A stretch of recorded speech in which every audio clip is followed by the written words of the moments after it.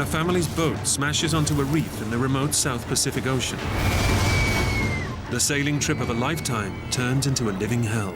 I feel like I'm in the scene from Titanic.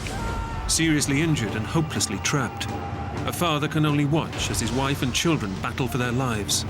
They were going to die one by one after me, and there was absolutely nothing I could do to stop it. Now, the fate of an entire family lies in the hands of their 16-year-old son. Sorry, Dad.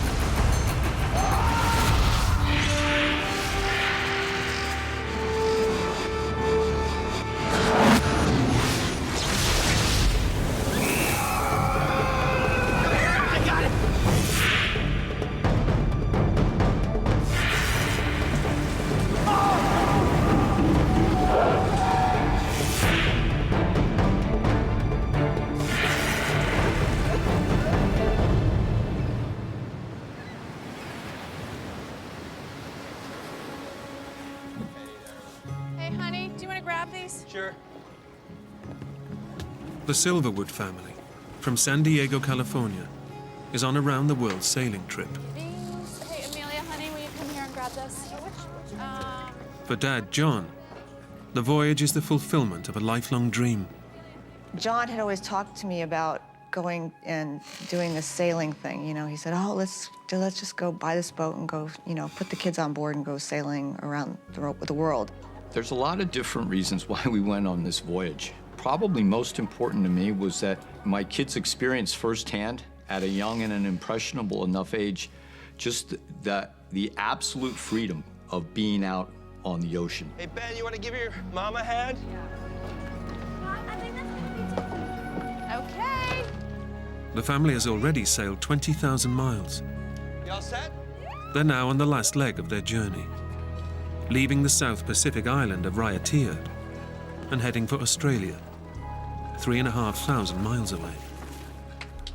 Australia, we were going to sell the boat and go back home and put the kids back to school and go back to work. Okay, guys, come on, let's go.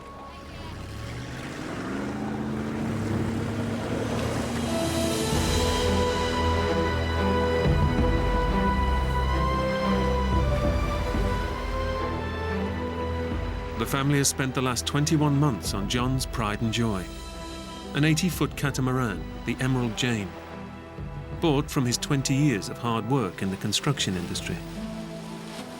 Emerald Jane, she was just incredible. A great combination, you know, beauty, power, seaworthiness, strength. Her mast, 80 feet tall. I loved every inch of her. For John's 3 youngest children, Camille and Amelia, and their brother Jack, the trip has been an unforgettable experience.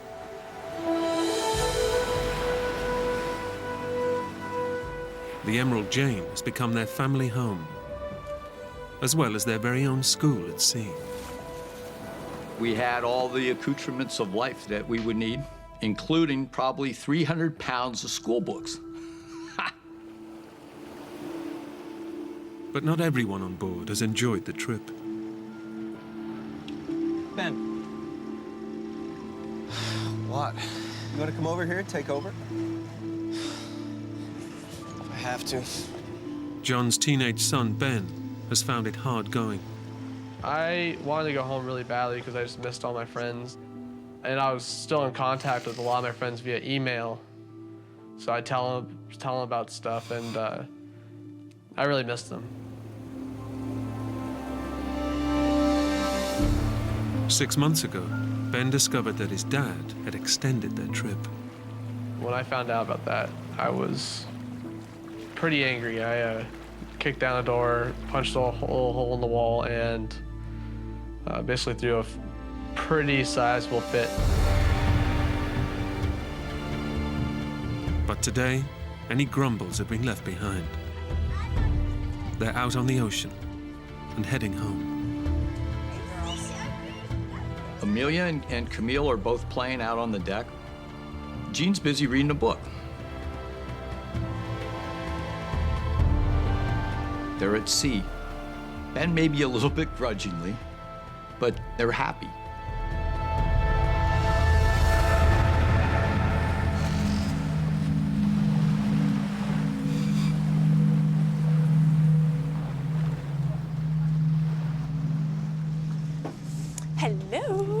everybody hungry? The Silverwood family while away a lazy afternoon at sea. No, he did. Was it?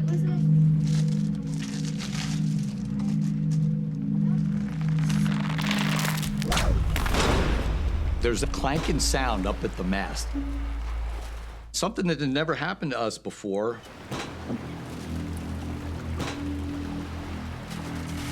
You see anything? Shackle. Where? Sluice. And the boom was now smashing into the mast repeatedly.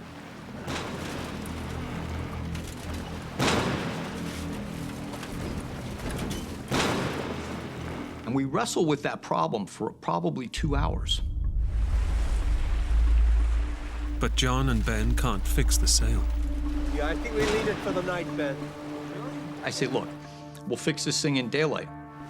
Watch the side. We have to drop the mainsail down. And we continue on like that.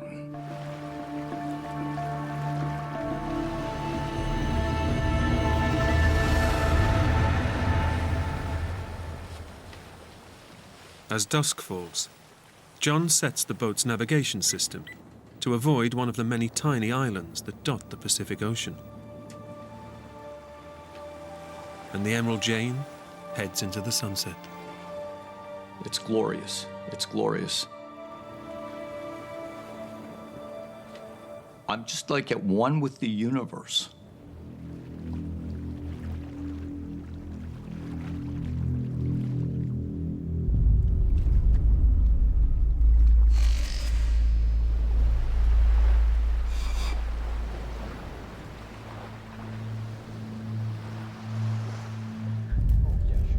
You guys all set for dinner? Yeah, Mom. Yeah? Below deck, the family relaxes, while Ben keeps watch in the cockpit. 1 more minute, and that's it. Okay? John takes a rest, and the 3 younger children get ready for their evening meal. It's another night at sea, just like the hundreds they've spent together during their voyage. I start to hear this scraping sound.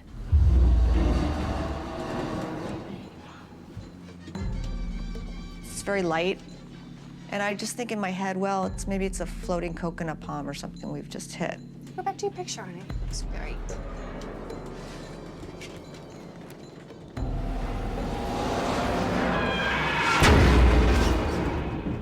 There's this sharp bang sound. Then it starts to get louder and louder. I run into the salon. Like chalk on a board on steroids, man. It's just ripping our ears apart. And my son's voice coming from the cockpit, one word. Reef! Reef! He's screaming, Reef. We looked at each other in horror. And in that same second, I hear this big boom. I just got thrown a good 5-10 feet. The Emerald Jane has smashed into a submerged coral reef. John slams the boat's engines into reverse.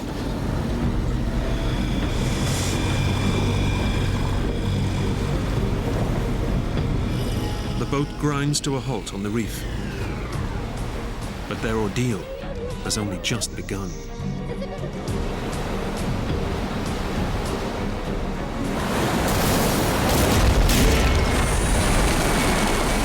This giant wave hits the boat. The ocean has punched its way through the hull of the boat. The water just comes shooting through, exploding. I feel like I'm in a scene from Titanic.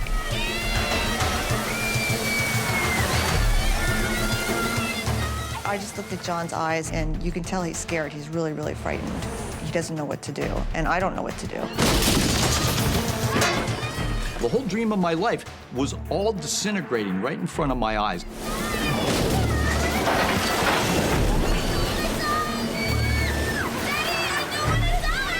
And they're screaming, I don't want to die, I don't want to die. In just a matter of seconds, the Silverwood's idyllic sailing trip has turned into a living hell. The Emerald Jane is being ground into a reef in the middle of the Pacific Ocean and is being battered by violent waves. I know that we're in a world, just a world of hurt.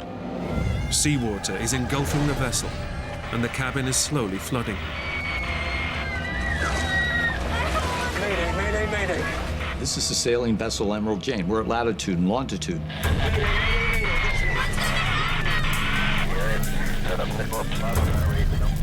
I can hear French voices, just like static in the universe.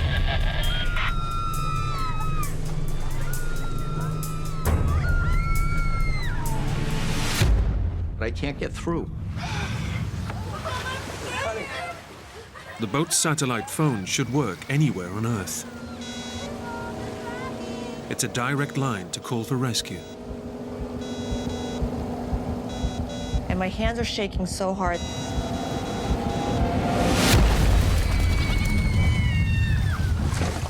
I drop the phone, so the phone just dies. John now activates the boat's rescue beacon. It's their last resort, transmitting an emergency distress signal to international rescue services. And I see that little red light blinking, and I think, is that signal actually really going way up into space? And is there anybody to hear it? Our radio wasn't working, our satellite phone didn't work anymore. We didn't know if the emergency beacon was working. We had almost no way of communicating with anybody that we were there. With the Emerald Jane being smashed on the reef, John believes they must abandon ship. And I look at Ben and I tell him, Ben, we've got to launch the life raft.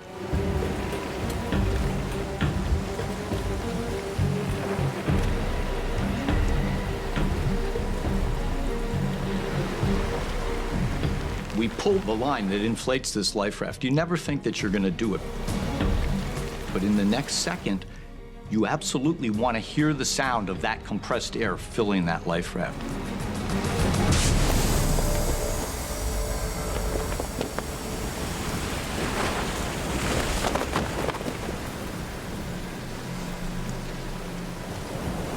But just as Ben and John are about to launch the life raft, all the lights on board Emerald Jane, every single light goes out.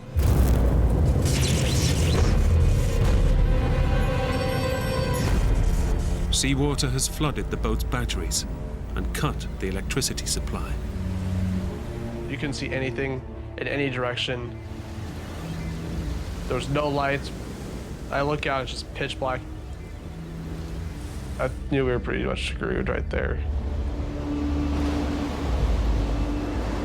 Just as it seems things can get no worse, yet another ocean swell crashes over the reef and unleashes its full fury on the stricken boat. One of these big waves breaks directly over the middle of the boat.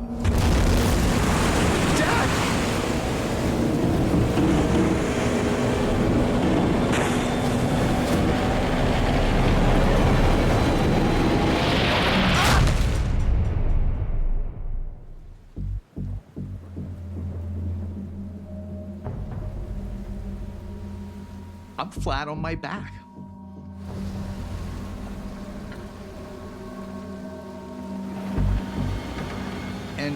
And I look down and what I see is just impossible. That mast, that 80-foot mast is laying right across my legs. The huge force of the wave has snapped the Emerald Jane's mast. This huge surge of electric pain just barrages it explodes in my brain.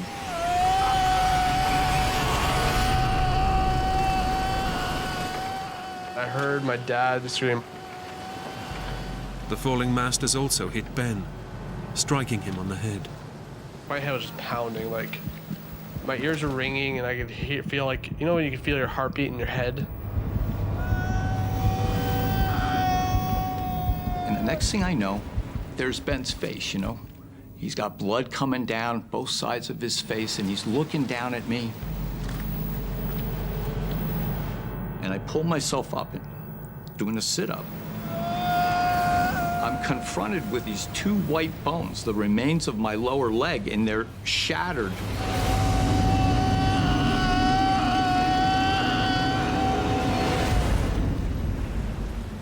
You can see the bones sticking out like toothpicks almost out of the side. The mast has almost completely severed John's leg below the knee. And beneath that, there's just this pool of blood that's spreading on the deck.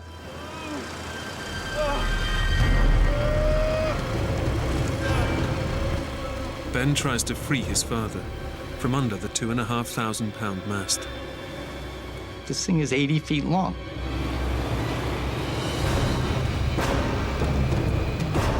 It's impossible.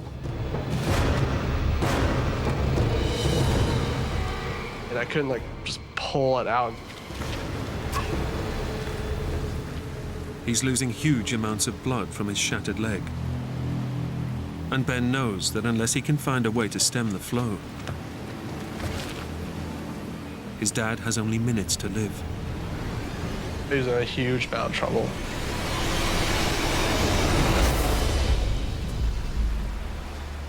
Dad! I said, Ben, my leg's broken. I'm trapped. You're in charge of the boat now. You've got to take care of the family. I watched his eyes. I could watch his expression and how it changed. Becoming a man. I could see that come over his face. And he just looks at me and he says, Dad! Dad, I'm gonna get you out of here.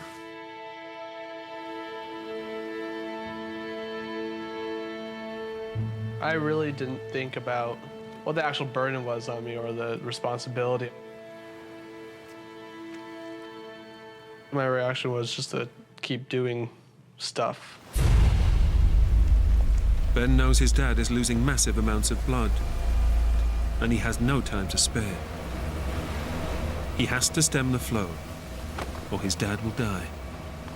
Within minutes, there's my son. It's gonna hurt! And he's got an idea. He takes that line and he wraps it around my thigh.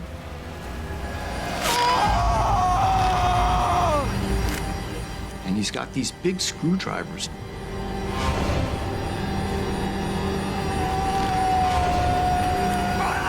I wrapped it around as many times as I possibly could and then linked it together.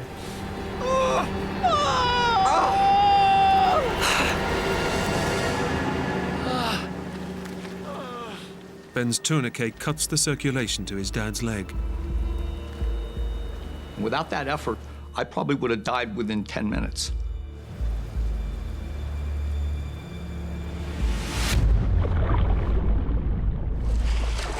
Below deck, the cabin is flooding fast.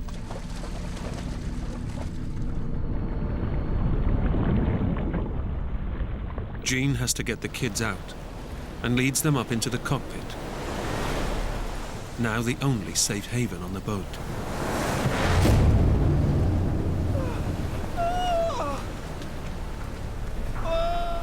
It's only now that she sees for the first time her husband's terrible condition. He's in horrible, horrible pain. I said, I'm gonna go down below and get the first aid kit. No, Mom!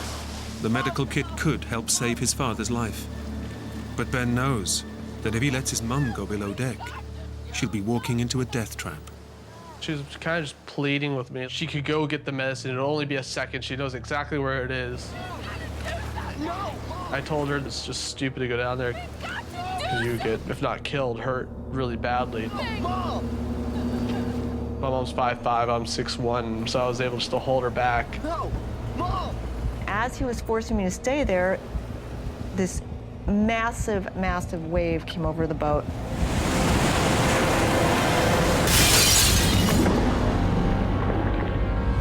blew out the front windows that surrounded the main salon where I was going. I would have been killed instantly if I was there.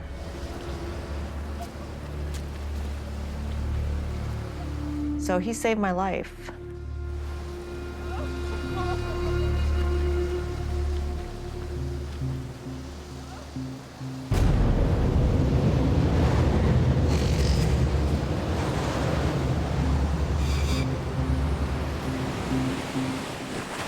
With John pinned down beneath the immovable mast, the Silverwood family can do nothing but hunker down and pray for the waves to subside. But there's just no let-up.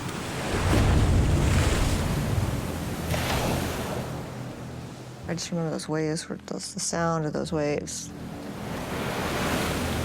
You could just hear the roar get bigger and bigger. And closer, until finally the wave would strike.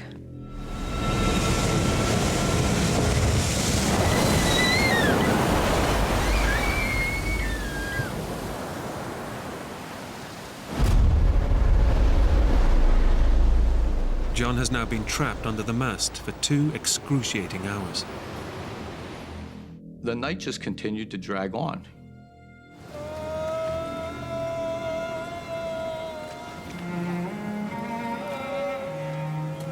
It seemed like an eternity. I'm fighting with all I've got against this pain. The temperature is plummeting, and he's battling the onset of hypothermia. I'm shaking, I'm shivering. My teeth are beginning to chatter uncontrollably. He's hemorrhaged more than 50% of his blood and can withstand little more. I recognize that my ability to act, to do anything to save myself, were slipping from my grasp.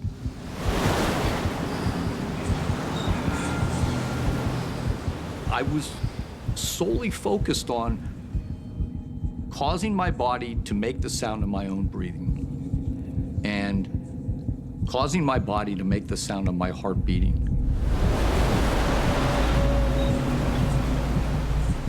And mentally, I'm one with my heartbeat.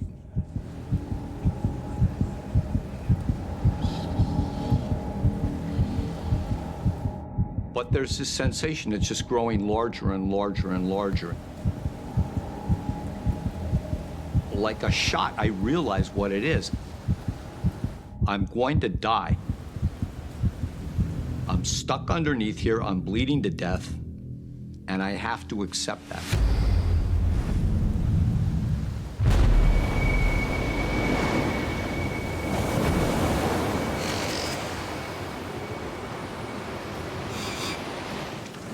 This torment, it just didn't seem like it was going to have any end.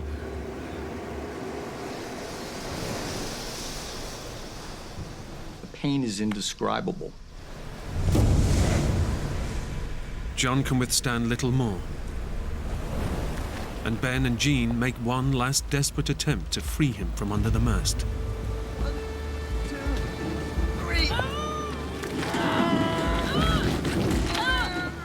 That mast weighs over 2,500 pounds. I was pulling with all my might. In my son's mind, certainly, he knew it was impossible, but they just had to try. The mast is just too heavy to lift. It's impossible.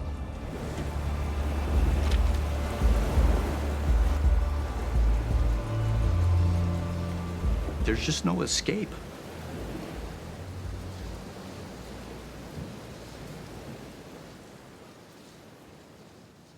Out of that whole horrible abyss that I was lost in, there just came this single word, and that word was no. I wasn't going to quit. I was going to fight. I was not going to give up.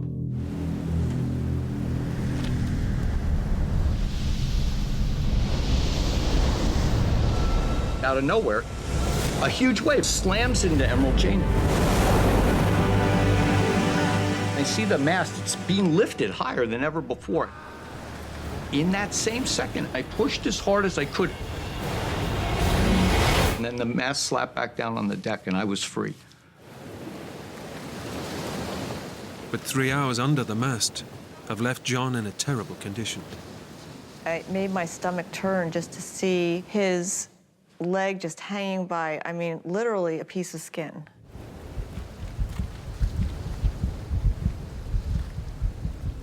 I fell into an abyss of despair, like a free fall.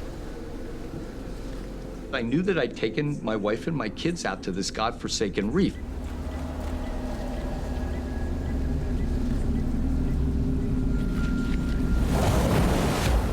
This whole thing was my idea. After I passed, they were going to die one by one after me, and there was absolutely nothing I could do to stop it. It was beyond horror.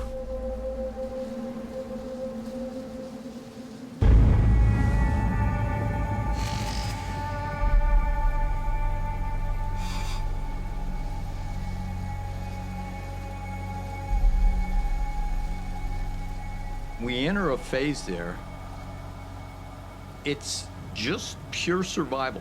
You just have to hold on and you have to survive.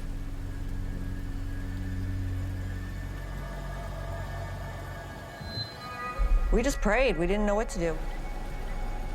The emergency beacon has been transmitting for over 5 hours.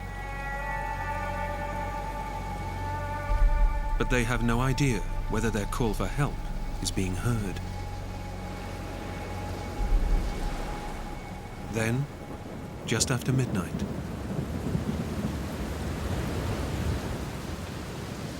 Mom! Mom, see that? We looked out off the stern of the boat and we started seeing this light. See that? Get the flare gun. The light starts getting bigger and bigger.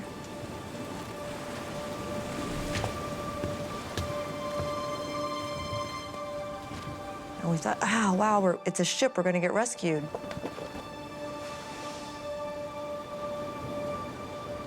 And I took the last flare we had and I shot it up in the sky.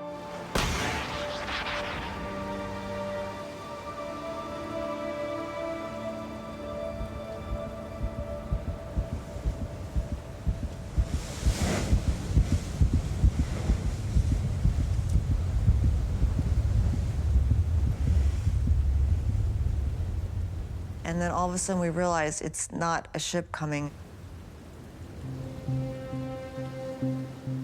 It's actually the moon that's coming up.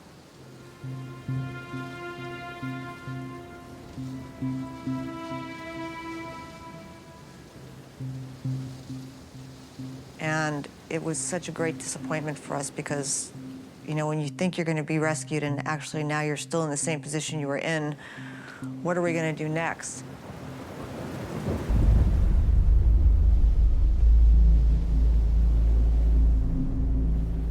As the night wears on, the family cling to the wreckage of the boat as the waves relentlessly batter them. The boat was breaking up. The waves were just breaking with such intensity. Every time I would look, there would be a new part of the boat that would not be there. That was a terrifying part because once the waves struck, you didn't know exactly what was going to happen to the boat next. Ben is the only guy on the boat that understands that since we had 60% of the boat and now we've got 50% of the boat, pretty soon we're going to have 40%, and everybody on board the boat is going to die if they don't abandon ship. Ben knows the only possible way of getting his family off the boat is in the life raft, but nothing is safe from the endless waves.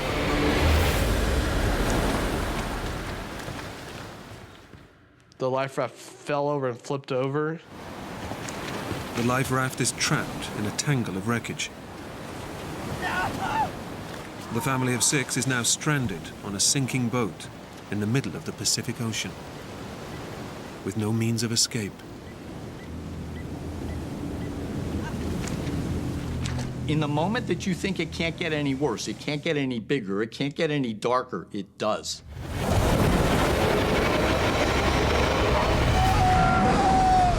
Sorry, Dad.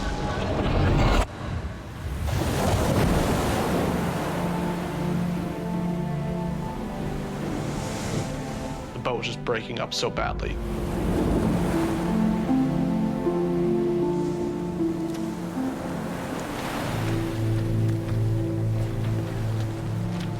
We were pretty much in the last usable, safe spot of that boat.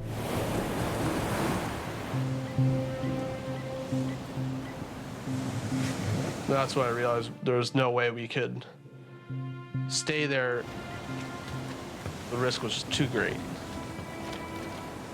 I decided that we had to leave the boat. 7 hours after they crashed, the tide around them begins to ebb, exposing a tiny outcrop of rock about 100 feet away. It's a possible escape route.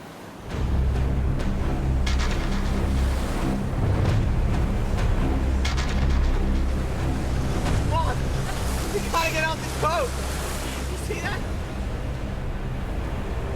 But his dad is so badly injured, even the smallest journey is impossible.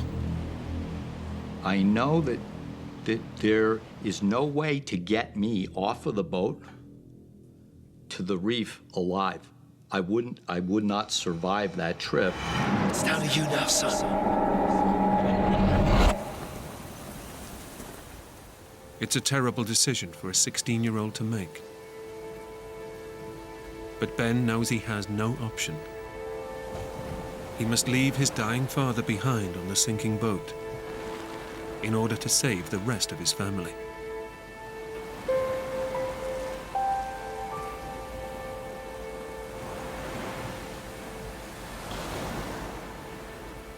Ben is on his knees and he's crying, asking me to forgive him. Sorry, Dad.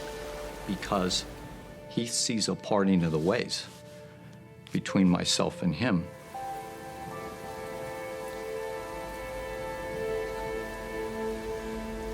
Sorry, Dad. When you're basically telling him goodbye,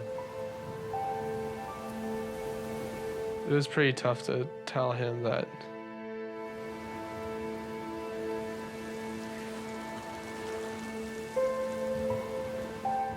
you don't ever really think your dad's gonna die. 12 hours ago, he was dad, you know, just running around doing stuff on the boat.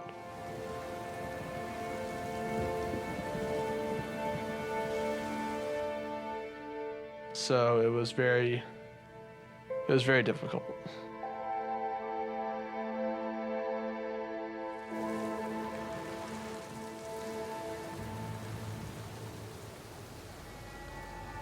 I understand completely what's going on. I was not concerned about myself. If there was no way to get me in, well, that was that.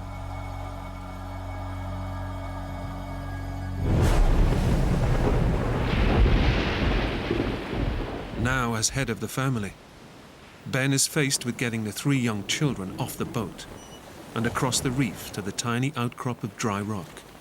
As soon as the wave broke and started to recede, that's when I jumped off the boat.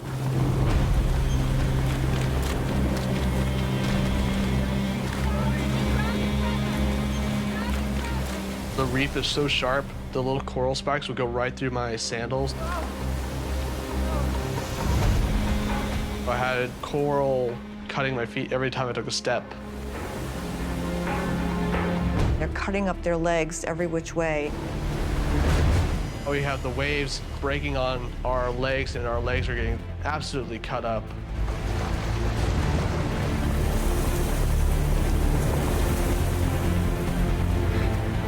At that point, I gave my brother the little emergency beacon. Hold this, get tight, yeah. I told him, Jack, do not let go of this. This is our only way anyone can possibly find us.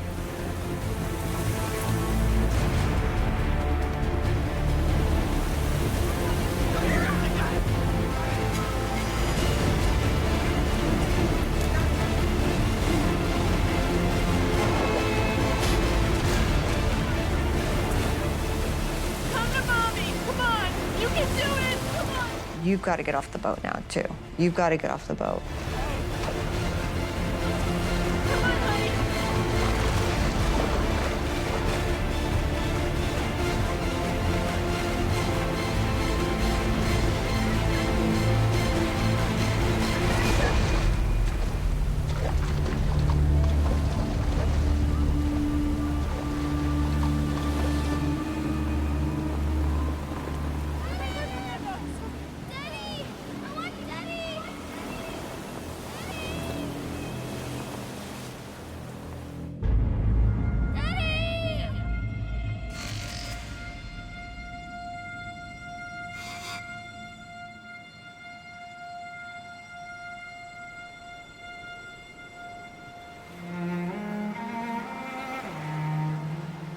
Alone on the boat, John is now in the final stages of life.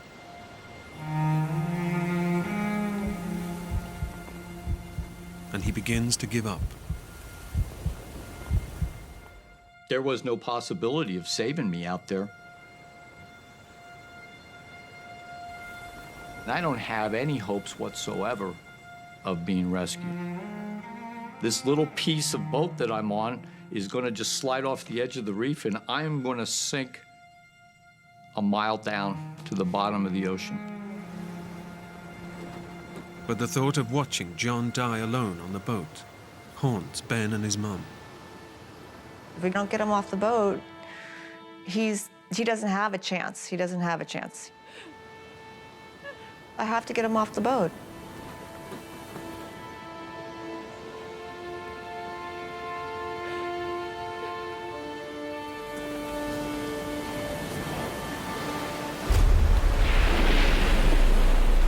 Ben decides to head back to the boat.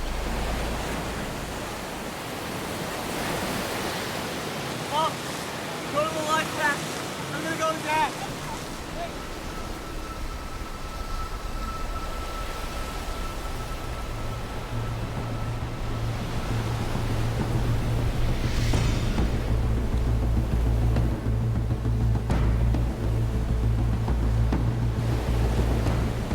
But the life raft is hopelessly tangled in a web of rope.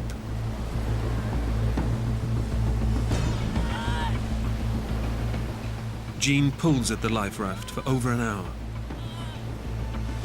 Every bit of my mind, every bit of muscle I have, I'm grunting, I'm practically drowning out there.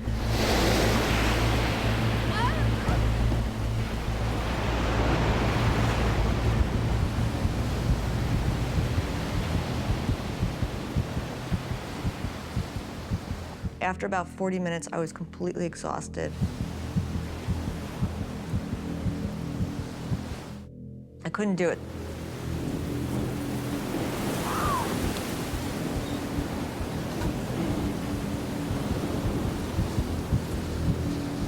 Jean launches into a frenzy, a crazed frenzy, trying to push this raft out.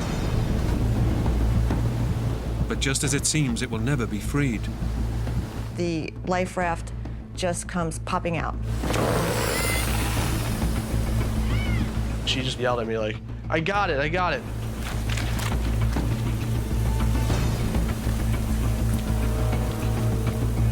We have the waves breaking on our legs and pushing us into the boat, and our legs are getting just absolutely cut up.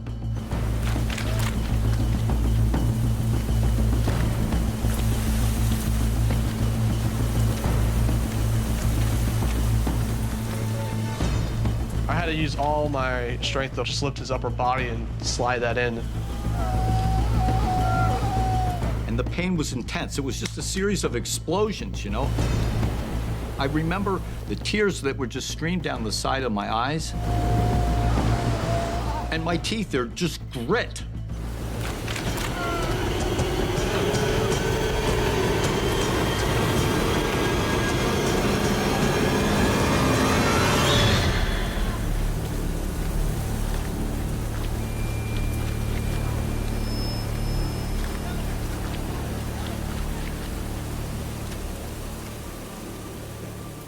My son was the ray of hope, the ray of light, the steady hand.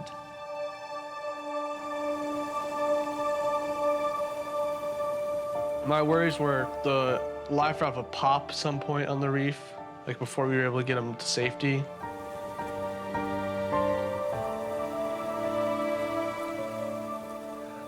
Every one of those steps, there's just these explosions of pain. It's just pure agony, you know?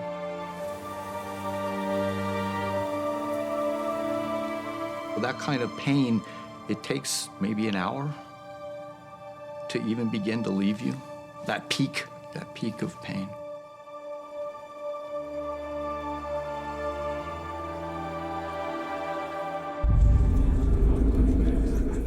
Finally, the whole family is off the boat. But it's been 10 hours since they crashed and set off their emergency beacon. And John is close to death. I knew my dad didn't have very long to live. I knew he wasn't gonna last like till the next day.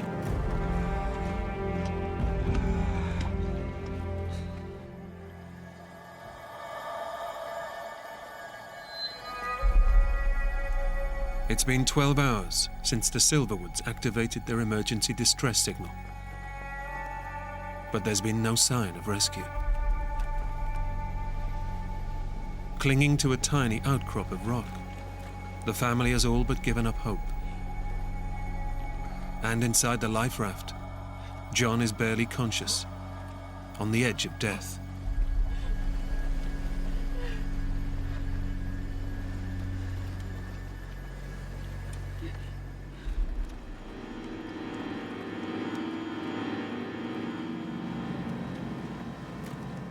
I'm surrounded by darkness.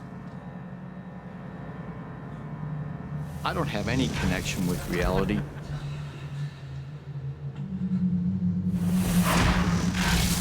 I would pray, I'd ask God, in return for my own suffering, in return for my own passing, would you please save the life of my wife? Save the life of my kids.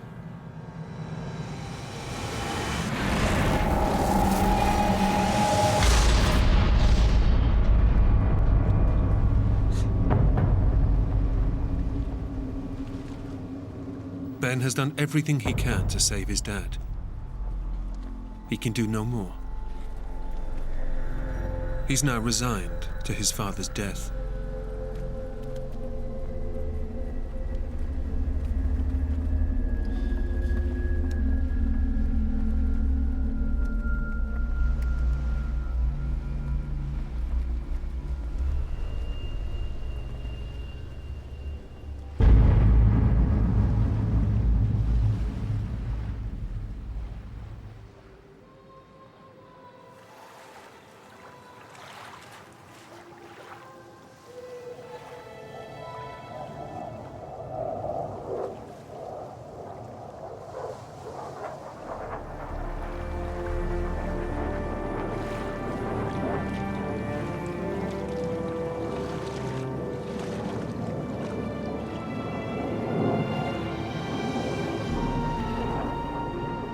As the sun came up, I could see this little star flying on the horizon.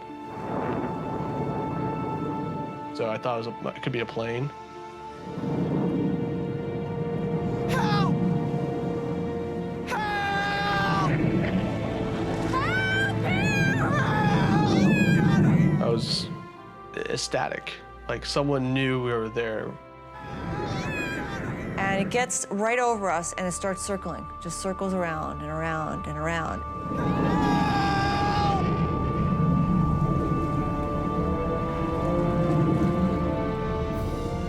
But no sooner has the plane flown over them than it disappears over the horizon.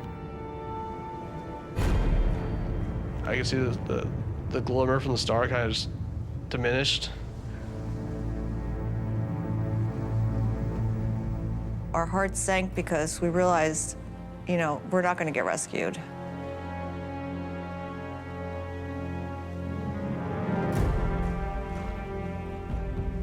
Two more hours pass, and there's no sign of the plane returning.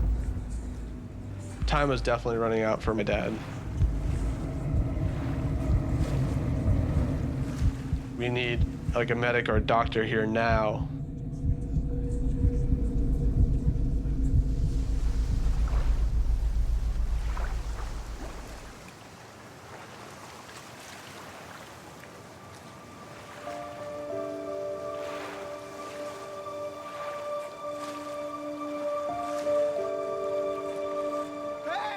I see this boat on the horizon.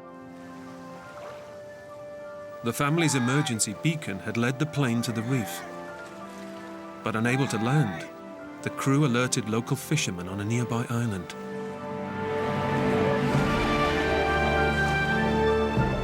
"15 hours after their boat was shipwrecked, their ordeal is finally over." That was when I finally let go.